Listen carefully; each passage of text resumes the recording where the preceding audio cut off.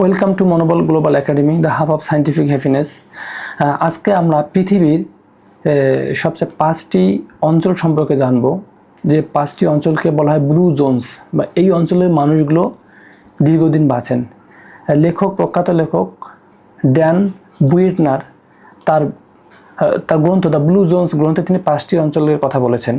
এটা প্রথমটা হচ্ছে যে ওকিনাওয়া দ্বীপ জাপান, দ্বিতীয়টা হচ্ছে ইকারিয়া দ্বীপ গ্রিস, তৃতীয়টি হচ্ছে সার্ডিনিয়া দ্বীপ ইতালি, চতুর্থটি হচ্ছে নিকোয়া পেনিনসুলা কোস্টারিকা, পঞ্চমটি হচ্ছে লোমা লিন্ডা ক্যালিফোর্নিয়ার একটি দ্বীপ। এই 5টি দ্বীপের মানুষ সবচেয়ে দীর্ঘায়ু পৃথিবীর। তো কেন তারা বেশি দিন বাঁচে? এখানে বিজ্ঞানীরা দেখেছেন যে ওই অঞ্চলের মানুষগুলো নিরামিষভোজী, মানে শাক সবজির উপর বেশি খায়।